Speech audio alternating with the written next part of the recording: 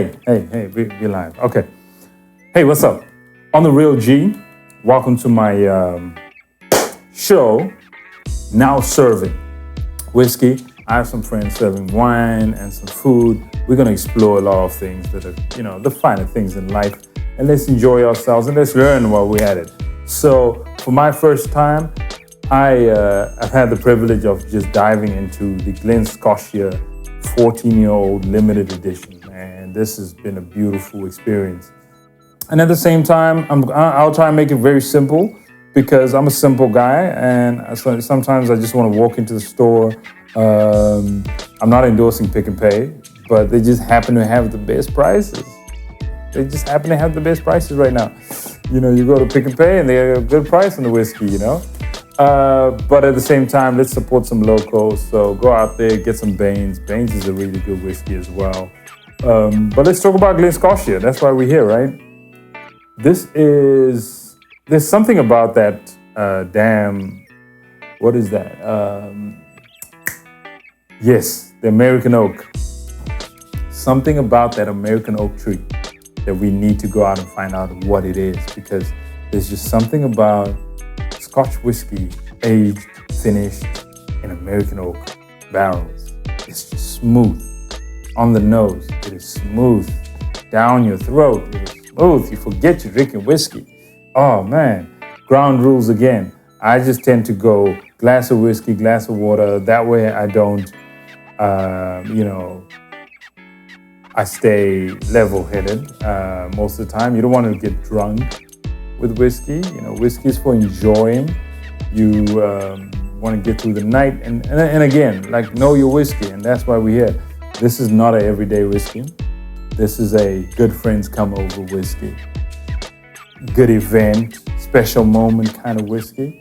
It's aged, which means 14 years. There's a whole story in there. Sometimes I feel like I can taste the story. I'm telling you, I can taste it, man. Everyone's first thing the pros will tell you is, oh my God, the fruits, the berries, chocolate, that kind of thing. I'm just gonna tell you, well, okay, I do get the fruits. Some kind of berry, definitely a berry. Non-chill filtered, which is bougie for. If you throw some ice in it, it's gonna change color, and it's just a beautiful drink. I've been enjoying it,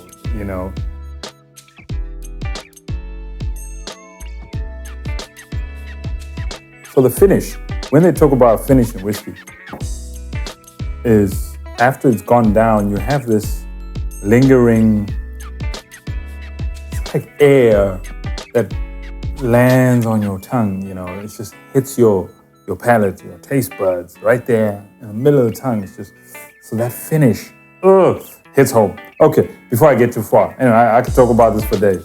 Let me call up my good friend at Through My Wine Glass. Hey G, What's I'm up? super excited to be with you today and share some of my favorite wines. I've got Chenin Blanc today on the menu, one of my favorite cultivars, which is just a fancy way of saying wine. The reason I like Chenin Blanc is because of its versatility. So yeah, you can basically take Chenin Blanc anywhere, introduce it to your friends, pair it with any meal, don't pair it with a meal, it will work. So today I have 2 bottles that I've opened not too long ago, just to show off the, like I said, versatility. You'll see the colors in the glasses vary. So you've got a much darker shade of yellow or hue, and then this one is much lighter. Chenin Blanc, these ones come from different regions. So this is wine of origin Paarl, Mason Road, which is part of the Brookdale Estate in Paarl, the most beautiful place you would ever find on the side of, on that side of the curtain. And then Mossy Wines, Tinashe Chenin Blanc. The grapes are from Swartland, and this Chenin Blanc is absolutely mind-blowing. So what I look for in a Chenin Blanc is is the nose. I love the fragrance. I like stone fruit, apricots, the citrusiness. So, like I said, I look for clarity in the wine. I look for that nose that just tells me that this is Chenin Blanc. And then Chenin Blanc. So this one is definitely one that you can have on your own. You really don't need any food pairings, and it tastes like more. Like you just definitely taste like more. When we move over to the mossy wine Chenin Blanc, look at that color. I mean, I'm going to explain something quite briefly to you. So vintage-wise, I think the Mason Road Chenin Blanc is a 2020, and you can see lighter in color, but also based on the location. And then the mossy wines is a 2019 Chenin Blanc from, like I said, Swartland area. And this beautiful yellow syrupy honey-like color. I wish you could smell the nose because you will totally fall in love with it.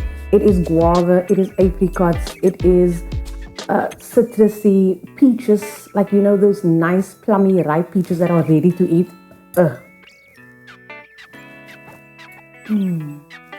And it delivers on the palate. Like everything that is in this glass that was on your nose fully complements the palate.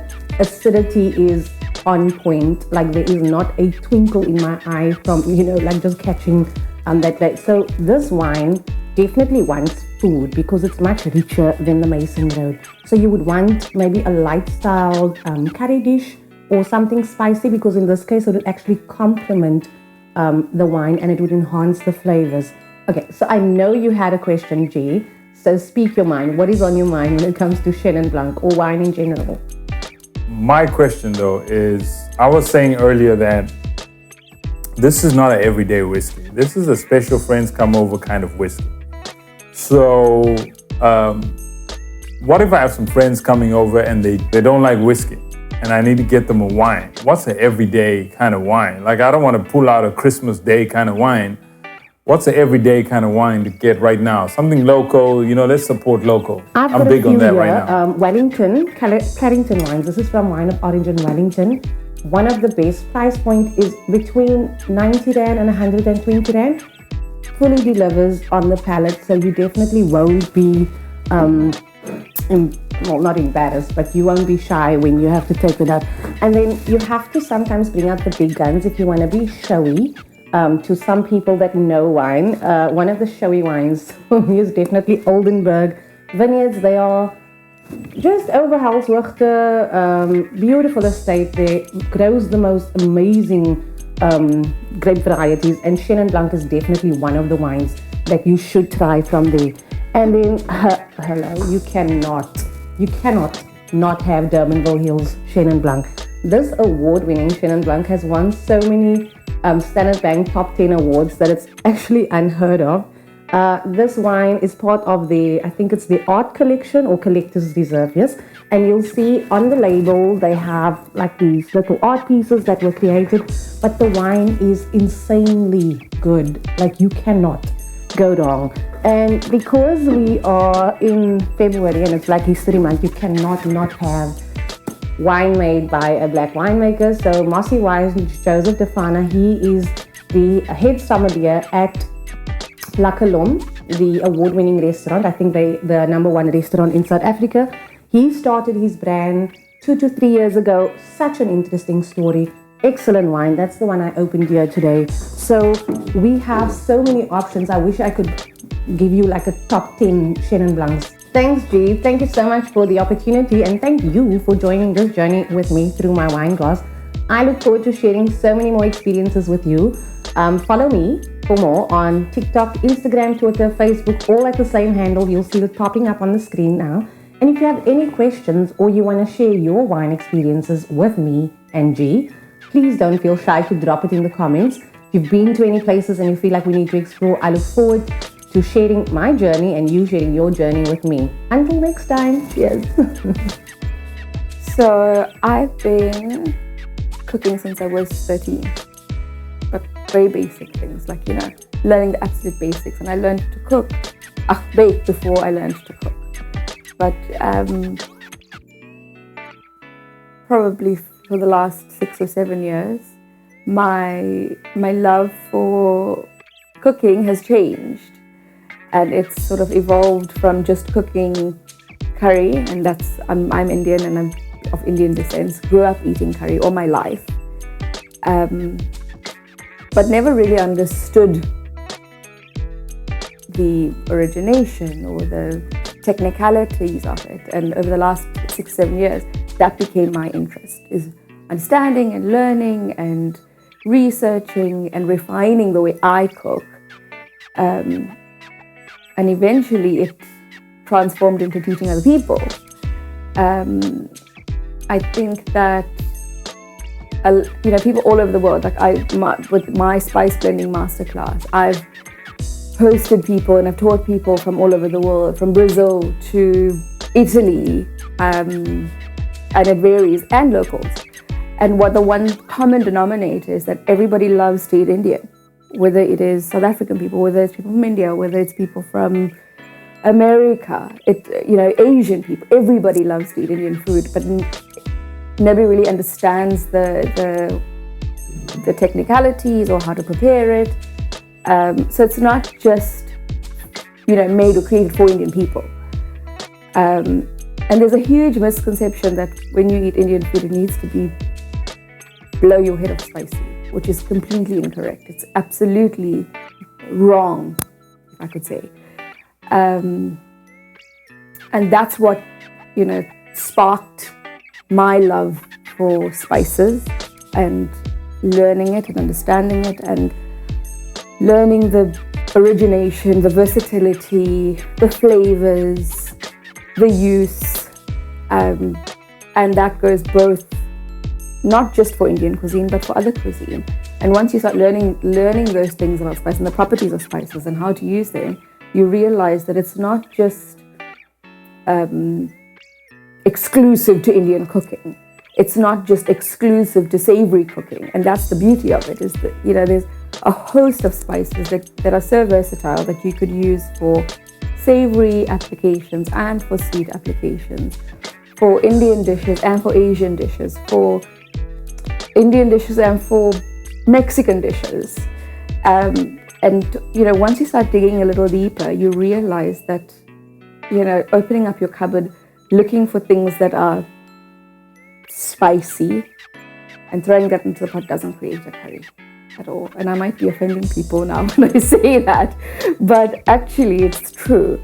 Growing up, now, being an adult, cooking as an adult, you go into a shop and you in the store you'll find a curry powder. I don't know what that is. Growing up, I don't know what a curry powder is. We grew up with masala. I think curry powder is a very westernized way of cooking where it was created from wanting an effect, where you think a curry is meant to look a certain way, so certain spices were put together and thought, this is how it's meant to look, so this is what we need to put together to make it look like that, or smell like that, or taste like that. So the way in which you would prepare your curry, you would have a base that you would work from depending on the curry that you're preparing.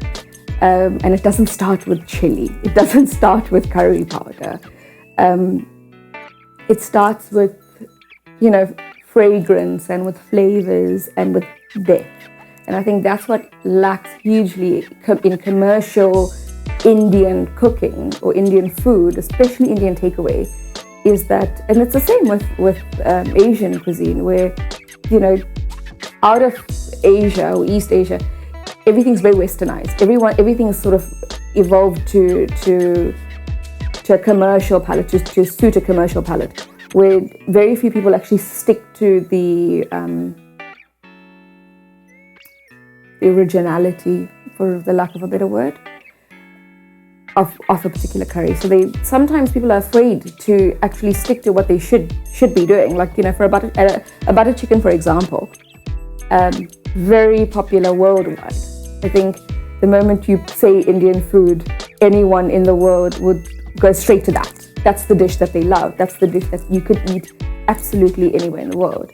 But you could eat 25 different butter chickens. It would taste different everywhere you go.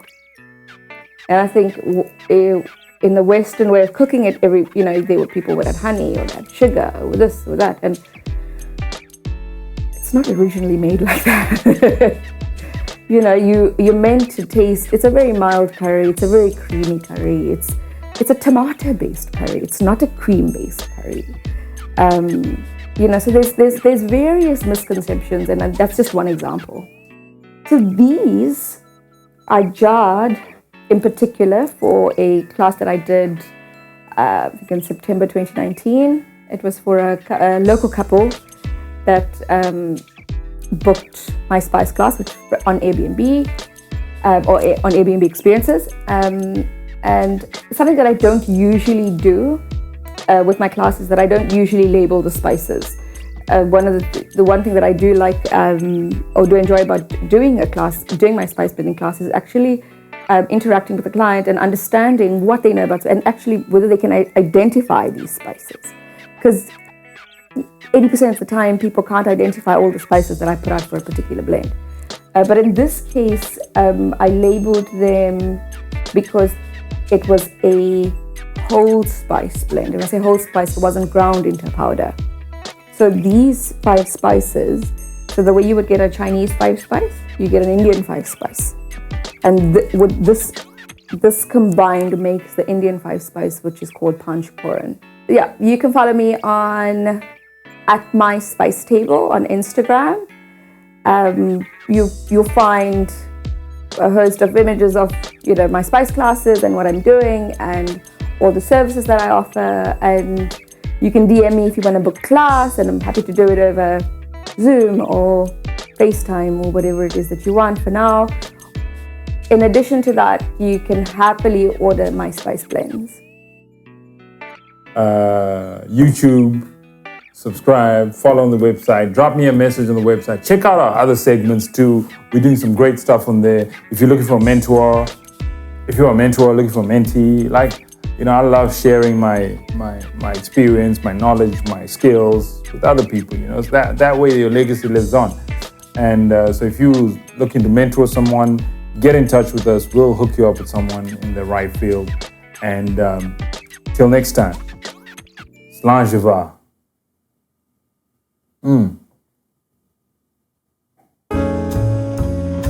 That's bougie for whatever. That's bougie for kids. Yeah. Oh man, this is a beautiful.